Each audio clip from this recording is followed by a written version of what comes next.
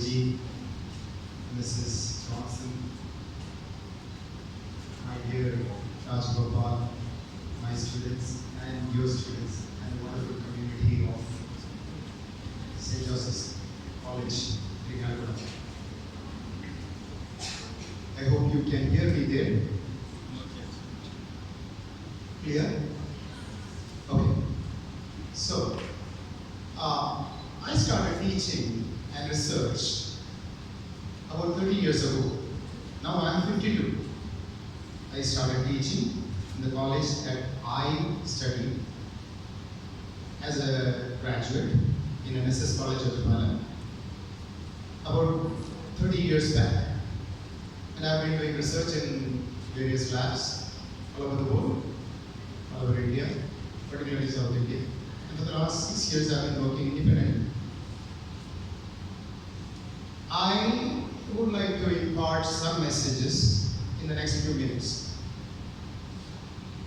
It comes from 30-year experience in passionate teaching and research. The first thing is, I want to give a few messages to the student community here.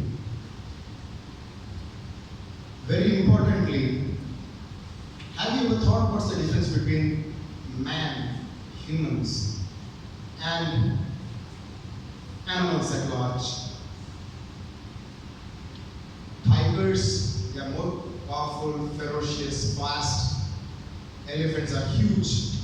But we humans are superior in many aspects. Do you know why? Precisely because such great dedicated people and such institutions exist. A tiger used to hunt in the exact same way as it hunts even today. Whereas we don't need to go through those chores that we used to do centuries back. We have our teachers bringing the younger generations into the institution, teaching them, training them, preparing them for the times to come, to empower them, to inform them, to meet the challenge of a society that evolves. Now, as adults, what are you supposed to do? Live with your mate responsibly and find something to eat, basically, as adults. So, in that, you need to prepare yourself. That's what you're coming here for, right? So, how are you going to go about preparing? Not all of you can excel, be a topper, and then get, say, an academician position. This is a very difficult job to get like that. What can you aspire to do as a biotechnologist?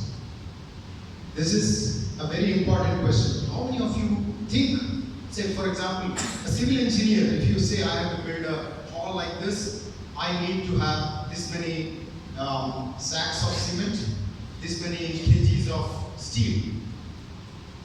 What are you going to train yourself for? If I say I have a phenomenon, I need to explain a phenomenon as a biologist. So, if I say an analogy in human experience, if I say, I find some elephants in, say, Tibet, right? Some 4 elephants. They have Malayalam name tags, Kunyikutan, Ravuni, all that. So, and then when the elephants are found in Tibet, I also find those 4 elephants when they are found. Sometimes I also find a Maruti there. It has Kerala registration numbers. So, Malayalam name tags, elephants are from Kerala. And so the 4 elephants drove down from Kerala or drove up from Kerala to Tibet. If somebody says that, you would say definitely not, right? A civil engineer can tell you how much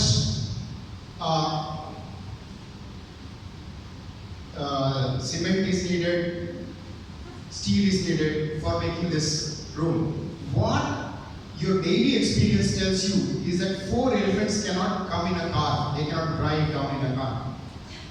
But this day-to-day experience that is translated into your life activities, an engineer like civil engineer knows well Does a biotechnologist know what you're supposed to do?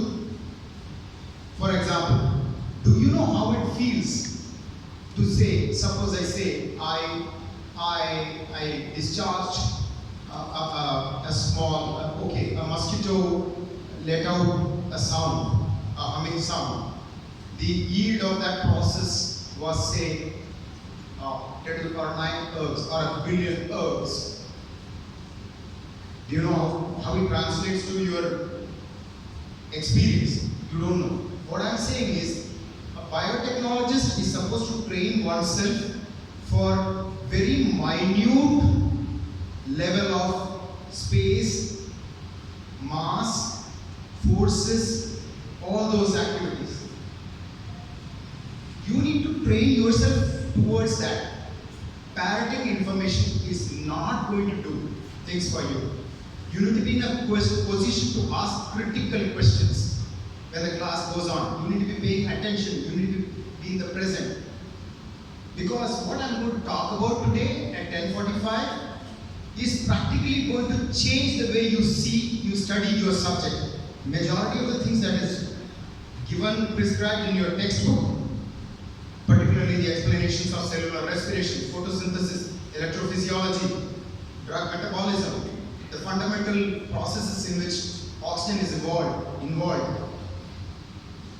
I'm going to argue that it's wrong. When I was studying like you did, I felt there was something wrong in what I was being taught. So what I'm going to talk to you about later is something that anybody with a critical mind could ask questions. So if you do not keep an eye out for a critical mindset, you are not going to do yourself any justice, because a semester will come, you will rote learn something, and then you will get marks. Oru kuli, oru varakam, it will go off. What education is, what you take out of this institution when you go. Life is a long process. How you apply it in your life. That's what a scientist does. So when the classrooms, please make sense of what your respected teachers bring to you. Indulge with the teachers. This is the fundamental message that I wanted to give you. I follow a cardinal rule in my life. Explore, resolve, prioritize. Chance favors the prepared mind. Pasteur's statement. Pursuit of excellence is based on what you know and what you have. You have to have the ability to distinguish what you know and what you don't know. Very simple philosophies. And ultimately, you are all getting trained as biotechnologists. You might want to use this in your future life. All this life, all that classroom experience, it must translate to you. So, when you are coming to the class now, try to see what is it that interests you in biotechnology. Try to get a hands-on feel. When I told you 4 elephants cannot go in a Maruti, you can relate to it through personal experience. That feel of a professional that you need to get, that's what you are getting here. You are not here to parrot, you are here to critically question, interact with your teachers, interact with speakers like me. That's what you are here. And teachers, I have a message for you to please believe in your power of suggestion. You never know what works with whom when. Some teachers, they told me something, it worked on my head after 10 years. So the suggestions that we teachers give, they have great potency. And the message of hope. Be very serious in your classrooms. But then I want to also, before I end, my 10 minutes is about to end. I want to recollect, this is one of the best times of your life. Learn to enjoy this life also. I remember when I was a professor and HOD of Mala, Metz College of Engineering. This man was a director then. He was training Rajgopal was training his classmate Yadukrishan. He is a faculty of biotechnology in Amanjyoti Engineering College. Yeah.